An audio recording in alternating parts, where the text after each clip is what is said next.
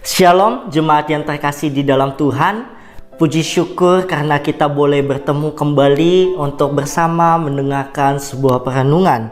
Pada hari ini kita akan belajar bersama tentang relasi antara aku, kamu, dan Allah. Relasi adalah hal yang sangat penting dalam setiap kehidupan orang percaya. Sebab relasi ditempatkan sebagai bagian dari ibadah yang paling utama juga. Karena melalui relasilah kita dapat mengenal Tuhan dan sesama. Bahkan hal ini juga diungkapkan di dalam hukum yang terutama yang tertulis dalam Matius 22 ayat yang ke-37 sampai ayat yang ke-39.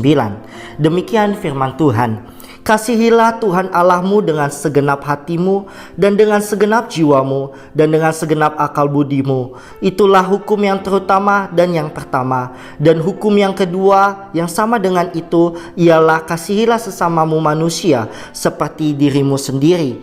Firman Tuhan mengingatkan kita bahwa relasi didasarkan oleh cinta kasih yang mengasihi Allah kemudian mengasihi sesama. Cinta kasih lahir dalam diri kita sebagai bentuk ucapan syukur karena kita telah diselamatkan oleh Allah atas anugerahnya yang telah menyelamatkan kita. Maka kita pun harus memberikan cinta kasih itu bukan hanya kepada sesama tetapi kepada Allah juga. Oleh karena itu membangun sebuah relasi ibadah yang sejati diperlukan sebuah komitmen dan kesungguhan hati yang tulus dalam berelasi dengan Allah dan sesama. Tanpa itu maka kita akan menjadi orang yang terpaksa, menjadi orang yang cemas dan hanya sekedar ikut-ikutan saja. Modal utama agar kita dapat berelasi dengan baik adalah karakter dan kepribadian kita yang telah dipenuhi oleh kasih Allah. Pertama, kita akan belajar untuk mengenal siapa Allah kita dan apa arti tujuan hidup kita sebagai manusia.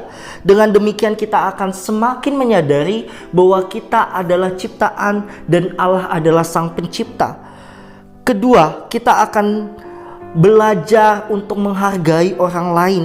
Menghargai berarti menghormati, memperhatikan, dan memperlakukan orang lain sebagaimana kita mengasihi diri sendiri.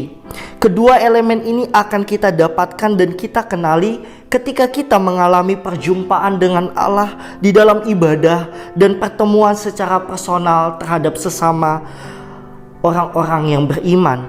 Biarlah ibadah kita bukan menjadi ajang untuk menunjukkan ego kita masing-masing, tetapi biarlah melalui ibadah kita sungguh-sungguh berelasi dengan Allah dan sesama.